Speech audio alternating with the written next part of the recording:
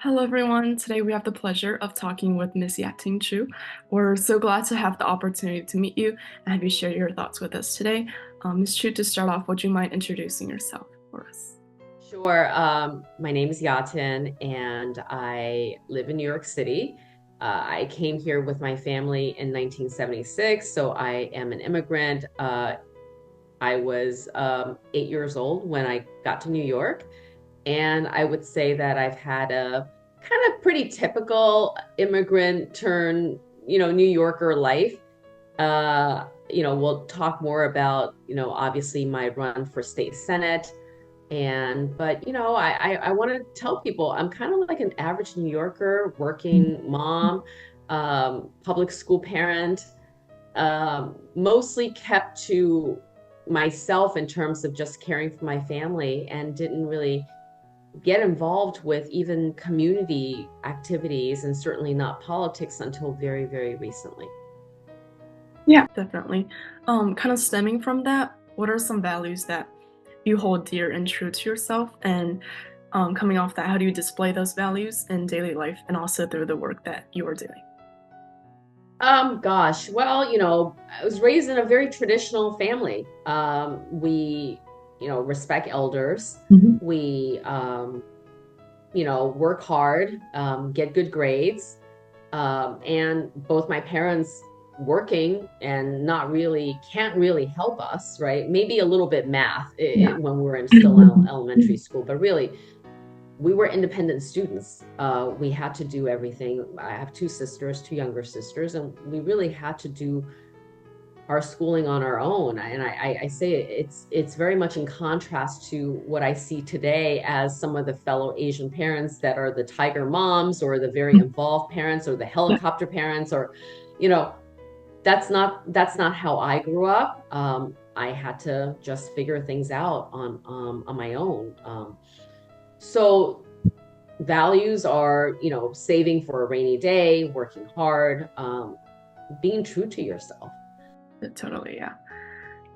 As someone running for Senate, I'm sure there are major problems that you have experienced in New York to want you to kind of step up and make a change. So, can you share some of the problems that you're seeing in New York right now that you're fighting to change? Sure. Well, I got my view really into the education in schools through fighting to keep the specialized high school tests. So I became active in 2019, and it was just I was an accidental advocate, as I said. I happened to talk to some fellow parents at a at the school that my younger child was attending at the time. It was a majority Asian immigrant school, Title One, which means, low income, mostly serving low income families. And when Mayor de Blasio at that time targeted the specialized high school as something that he wanted to, change, it would negatively impact a lot of the, I want to say, lower income, middle income Asian families in New York, because these schools were majority Asian. So I kind of stepped into the education world first, learning sort of how laws are made, how laws can be changed, Mhm. and really understanding the local political landscape through the lens of a public school parent. So I got more involved in really just more educational issues.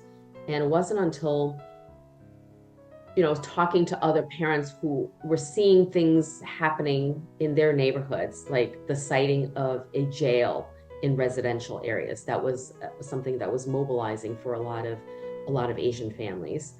And then going into COVID, the surge in crime, whether it's anti-Asian crimes or just crime in general affecting everyone in New York, I became much more aware of the other issues Mhm.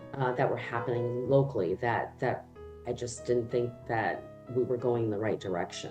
So crime being one, and then in the last 2 years, the influx of migrants into New York City, which has become very visible, very financially burdensome, and and it really impacts everyone. Our taxes are going up.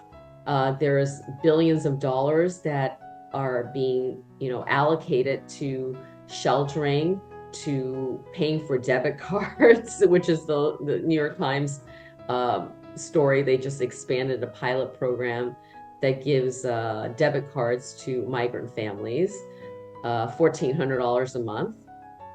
These are issues that, as an immigrant, as a tax-paying New Yorker, I'm like thinking, I don't get $1,400 a month feeding my family. I have to pay for my mortgage, my property taxes, ever increasing grocery bills. And here we are with electeds, not their money, obviously it's our money, all of our money, deciding where our money is going. And I don't support this. And I want to say the people that are most upset about, I want to say, a lot of these policies around the migrants, around I want to say pro-criminal legislation that we've really pushed in the last few years, and aggressive green policies. Like I think all of us care about the planet, about what we want to leave for our children, but we need to do it in a sensible way to not hurt those on fixed incomes, hurt those that are trying to stay in their homes.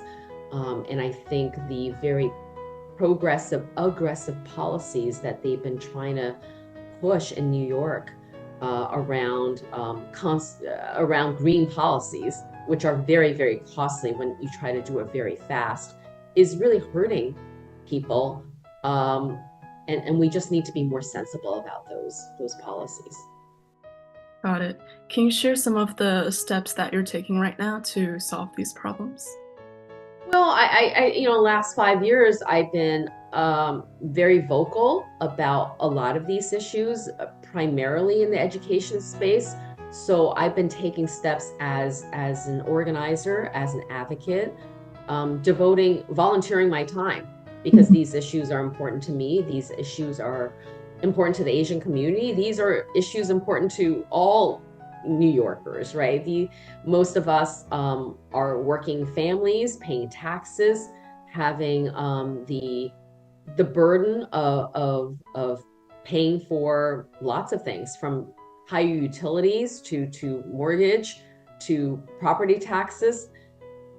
Those are things that I've really been able to speak out upon as, I want to say, just a normal average New Yorker that wants to live in a safe, clean neighborhood and want to protect our quality of life. So, I know some of the things that you wanted to talk about. How does one become a private citizen, really focusing on my family, my family, to someone that has taken up an education issue, becoming an advocate, and then connecting to just everything else that's happening in our local neighborhoods. Up until, I want to say, last year, I felt like I was making progress, connecting with elected officials, organizing and getting more people in the community to care about the issues that I think they should know about, that affect their lives. It's not even about the greater good. It's hard to talk to people and try to get them to step up and do something for the greater good, because people are too busy. I mean, the people I know best are working families, parents with young kids in school, that work 5 days a week, long days. And the weekends, they've got chores, they've got errands, they've got kids' activities, and maybe they'll have one or two family events.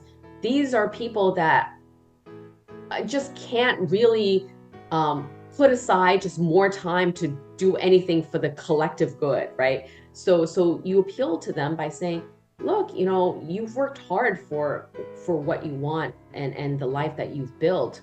A lot of the policies that have been passed while you've been busy trying to just feed your family are things that is going to affect the prosperity of what you've built and what you're hoping for your children. So I speak to, I want to say, their preservation and selfishness, right? People need to know how it's going to affect their lives. So as an advocate, I've been trying to make that connection and trying to make more people care about making a difference in even in a small way. Like sign this petition, like takes you 2 minutes, sign the petition. This way we can take it to an elected official and push for certain policies. So we start with like low bar things like, hey, do this, sign a petition. Oh, send an email, take 10 minutes, make a phone call to a few people. Low bar things that they can do any time of the day to something that will be a little bit more, more of their time, like come and attend a rally, like come hold up a sign, attend a rally. Are you ready to speak? Are you pissed off enough? Okay, would you like to have the microphone and say something? So it's slowly trying to, and then it's like, well, you don't have time for any of that. Can you register to vote? Can you register and can you take the time in, we have early voting, we have mail-in ballots, we have any way that you want to vote, however you want to do it. Learn a little bit about how to participate in this democracy of ours. So, I've been doing that for 5 years. And still, I feel like, ultimately, I'm trying to influence the people that are the electeds, right? Like, ultimately, it's their vote. It's their sponsorship of a bill. They truly have the power. We are trying to influence them to make the right, in our mind, the right decision when they vote. But it's one step away. So, at the end of last year, I decided, you know what, I like to do a little bit more. I want to have the ability to actually make a difference by changing the law and voting for things I believe in, and not voting for things, or at least be a soapbox for issues that I think are harmful. And that's why I'm running for office. Yeah, I think you're totally right about starting small, because I think even small changes do make a difference. It opens your eyes also. I mean, some of Yeah. it is an education process, right? Sometimes you're just like annoyed or you complain, and some people just don't know what to do, right? They'll say they'll just gripe about things or complain about things. And you need to, or I try to at least say, I know we're all really unhappy, but we need to try to do something. Like, you can sit on your couch, you can watch TV, watch the news, or read the newspaper and be not happy about what you're reading, but to translate that energy into something that's going to move the needle. Sometimes people will never make it there, but I think there are people that are willing to do something. And you need to give them little steps to make a difference. And that's what I've been trying to do. Yeah, because I think a lot of the Asian Americans in my community, they are not really involved in politics. They're not really using their voice or their vote. So I think it's really important for them. And that's, I see changes, but it's going to take time. I also think it's very brave of you to kind of change your career pathway from healthcare to politics. So can you go into a little bit like about what was the transition like? Was it smooth, hard? And can you also talk about like your mindset during that time? Sure. I was working full time, and through hard work, through luck, through just who who your bosses are, the opportunities you're given. Very fortunate to have had a successful and I enjoyed my work, and I have to say most people don't. I love what I did, and so I had little breaks during even my career where I took a little time off to be at home and then went back to work and so forth. Um, so, in, so I took a break when my younger daughter started kindergarten. It was a very conscious decision, and one that was questioned by my fellow female, colleagues, because they also understand that a lot of women, for wanting to spend more time with their children and raising a family, will step off, the wheel, and it's hard to get back on, depending on your industry, depending on where you were heading. And they said, "Are you sure you want to do this?" I said, "Yeah, I think it is."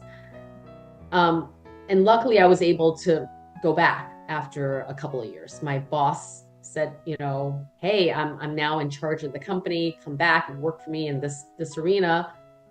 So I went back and I worked again, and I decided to again take a break. As I said, when my little one was starting kindergarten, I want to say that I had an opportunity that a lot of families don't have. I have a husband that was making a good living. We didn't need to have two incomes, so a lot of it is situational, and I realized that is a privilege that I had to be able to make the choice, right? To not depend on two incomes.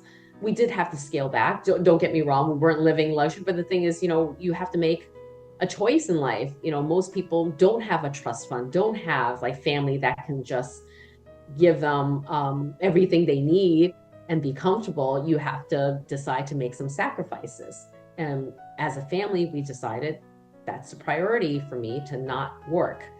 And as I said, I stepped into the advocacy. So, there were times when we were saying, gosh, you're spending 18 hours a day in advocacy. Why don't you just go back to work then? Because you're really not being a stay-at-home mom. You're really being a, full-time plus advocate, doing everything you're doing. You might as well just go back to work. And I just felt like what I was doing was, I did, like I said, I don't feel like I needed to put food on the table. So we can continue to, make compromises for our lives, for me to continue to be a volunteer and not go back to, I want to say, a high paying job that, obviously bring in salary versus nothing, actually just laying out my time. New York's been good to me. I just feel like it's kind of paying it forward. You just got to do some things in life where, it's a little emotional because it's a hard decision for families to make in terms of how we spend our time. And I think, in your life, you have to just say, like, is this really where I want to spend my time? And making another 100,000, 200,000, 300,000. Sure, that's just more money going into the bank, but is this really going to make a difference? So I think that's why I just stuck to doing what I've been doing for the last few years, and in some ways giving up just more income coming in. I want to say the other thing is there are hundreds of parents that probably will want to do it, but truthfully, a lot of them, even if they can, I want to say, financially, step away from, making a salary, some of them, number one, a lot of them can't do that. And a lot of them also don't have the ability, meaning being able to communicate, right? Their English is a second language for them. It's hard for them to express themselves fluently in a way that will be most effective in advocating with elected officials. So while a lot of the Chinese parents I know in WeChat will sign a petition or even copy and paste an email to send to elected officials, they can't actually write the letter. This is not their first language. They can't go make speeches. They can't author an op-ed. And I'm in a unique position where I have those skill sets to be able to do those things. So it's not even just, there are people that are devoting a lot of their time, Mhm. but everyone has a role, and you need to have, a set of skills that will make you effective in doing something. So a mom that's a new immigrant that, let's say, is comfortable enough financially to not work, she may not have the skill set to go and speak in public hearings because her English is just not very good yet, right? Mhm. So I think it's a combination of willingness, ability, and just a passion for wanting to do this. Um, and right now in my life, I have, I want to say, the trifecta, that my home life is stable, my aging parents are still okay, um, and there's a window of opportunity that I can do something. That's great. So you're like not only advocating for yourself, but also the people who, I guess you said, don't have the ability yet to advocate for them. You're kind of stepping up for them and voicing their voices as well. Looking at your website, I saw that you have like founded multiple organizations. So can you go into a little more detail about the organizations or groups you have founded, like Place NYC and Asian Wave Alliance? Sure. Shortly after I got involved in the education advocacy, we realized that there were also a lot of groups, organizations that were in opposition. And, it's very difficult to just be a, group of pissed off parents, I want to say, about what was happening, right?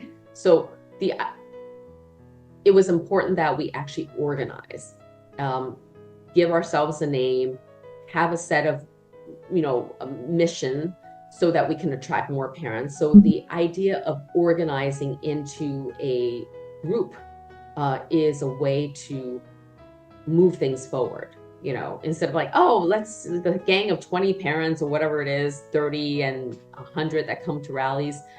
You need to have a name, you need to have a mission, you need to have a purpose, and you need to have a structure to be able to carry out actions simply. So we formed Place NYC. It was just a group of parent volunteers that were already engaged with trying to make a difference, to keep up the rigor, to expand opportunities for kids for accelerated education. So we formed Place NYC. I'm one of the co-founders in September 2019. The impetus was when the mayor announced that they were going to eliminate gifted and talented programs in New York City. And we're like, oh my goodness, how are we going to stop this? Like we've been trying to fight the elimination of the specialized high school test, and now they're going to, get rid of the gifted and talented programs that started in kindergarten in New York City. So we wanted to, organize and try to do everything we can to preserve that. So that's how Place NYC got started. We attracted a lot of Asian parents, even though we're not an Asian organization. We're a citywide parent advocacy organization. We certainly had a lot of Asian parents, a lot of, I want to say, Eastern European, Russian parents. These are parents that are mostly immigrants that rely on public schools, that are still in New York City, living in immigrant ghettos. And these were the parents that were most vested in having opportunities in public education, as opposed to, I want to say, Asian families or just families that have gone up the ladder and moved out to, more affluent suburbs, have bought into the zone schools that are great, because that's what probably happens in really everywhere else in the United States. So we were trying to, work for the working parents, the immigrant parents that relied on our public schools. So that's how Place NYC got started. We were we are very successful. We are the #1 parent advocacy group in New York City. We are known nationwide because we have gotten in touch with and worked with other parents in other cities. People that are trying to make changes in Toronto contacted us. People from Brazil that were fighting, the takedown of equality in education contacted us. We work with parents in Virginia. We work with parents in San Francisco. I mean, so not only are we doing work for families in New York City, but we have been a group that other groups contact as to how to do advocacy. So I'm really proud of that. Switching gears a little bit, because I started getting involved with non-educational issues that were just local community issues, like the